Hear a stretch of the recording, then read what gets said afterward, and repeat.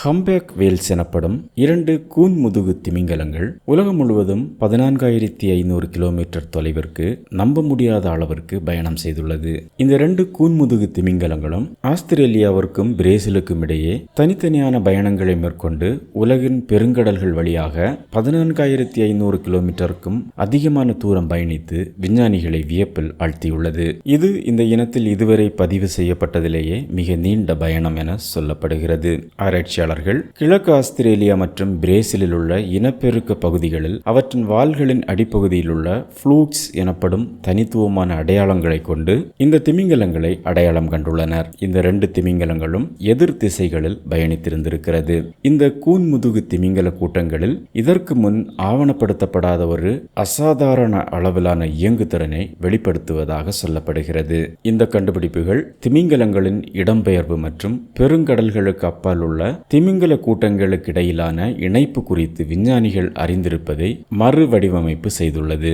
இது மிகவும் அரிதான நிகழ்வு. ஆனால் இந்த விலங்குகள் எவ்வளவு பரந்த அளவில் பயணிக்கின்றன என்பதற்கு இது ஒரு முக்கியமான சான்று என சொல்லப்படுகிறது. கூன்முதுகு திமிங்கலங்கள் பூமியில் மிகவும் அதிகமாக இடம்பெயரும் விலங்குகளில் ஒன்று. இவை பொதுவாக தங்களுடைய தாயிடமிருந்து வழிவழியாக வந்த இடம்பெயர்வு பாதைகளை பின்பற்றுது. மீன்கள் நிறைந்த குளிர்ச்சியான உணவு தளங்களுக்கும் குளிர்காலத்தில் இனப்பெருக்கம் செய்யும் வெப்பமான வெப்பமண்டல நீர்நிலைகளுக்கும் இடையில் இது பயணிக்குது.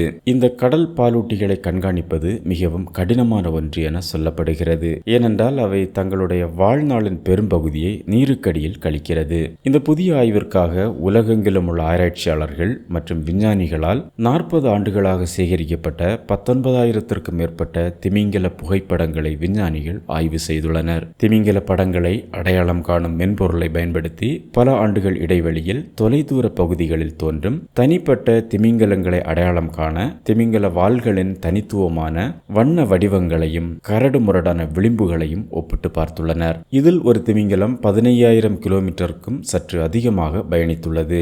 இதற்கு முன்பு கொலம்பியாவிலிருந்து சான்சிபாருக்கு பயணம் செய்த இன்னொரு கூன்முதுகு திமிங்கலம் உட்பட முந்தைய பல நீண்ட தூர திமிங்கல பிரயாண சாதனையை முறியடித்துள்ளது. இருந்தாலும் இந்த திமிங்கலங்கள் பயணித்த துல்லியமான பாதைகள் தெரியவில்லை என ஆராய்ச்சியாளர்கள் கூறியுள்ளார்கள். என இந்த பதிவுகள் அவற்றின் பயணங்களின் தொடக்கம் மற்றும் இறுதி புள்ளிகளை மட்டுமே பதிவு செய்துள்ளது.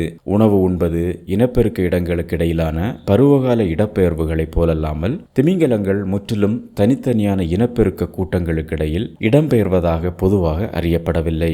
ஆஸ்திரேலியாவிற்கும் பிரேசிலுக்கும் இடையில் 2 திமிங்கலங்கள் கடந்து சென்றதை கண்டுபிடித்திருப்பது இந்த கூட்டங்கள் உண்மையில் எவ்வளவு தனித்தனியாக இருக்கின்றன என்பது பற்றி நாம் தெரிந்து கொள்ள உதவுகிறது எனவும் சொல்லப்படுகிறது. திமிங்கலங்கள் தங்களுடைய அசல் வலசை பாதைகளிலிருந்து விலகுவதற்கு முன்பு பொதுவான உணவு தளங்களில் ஒன்றோடொன்று தொடர்பு கொண்டிருந்திருக்கலாம் என விஞ்ஞானிகள் சந்தேகிக்கின்றனர். காலநிலை மாற்றத்திற்கு திமிங்கலங்கள் எவ்வாறு பதிலளிக்கக்கூடும் என்பதை புரிந்து கொள்வதற்கும் இந்த கண்டுபிடிப்பு உதவுகிறது என சொல்லப்படுகிறது. வெப்பமடையும் பெருங்கடல்கள் திமிங்கலங்களுக்கு இரையாக கிடைக்கும் கடல் உயிரினங்கள் பரவலை மாற்றுவதால் இந்த கூன்முதுகு திமிங்கலங்கள் முன்பு எதிர்பார்த்ததை விட மிக தீவிரமாக உணவு மற்றும் இனப்பெருக்க பகுதிகளை மாற்றத் தொடங்குகிறது எனவும் சொல்லப்படுகிறது. திமிங்கலங்களின் இந்த மாற்றங்களை கண்காணிப்பதற்கும் பூமியின் மிகவும் பரந்த அளவில் வாழும் சில கடல்வாழ் விலங்குகளின் நடமாட்டங்களை கண்டறிவதற்கும் மேம்பட்ட புகைப்பட அடையாள நுட்பங்களும் உலகளாவிய அறிவியல் தரவுத்தளங்களும் முக்கியமான கருவிகளாக மாறி வருகின்றன என்று ஆராய்ச்சியாளர்கள் கூறுகின்றனர்.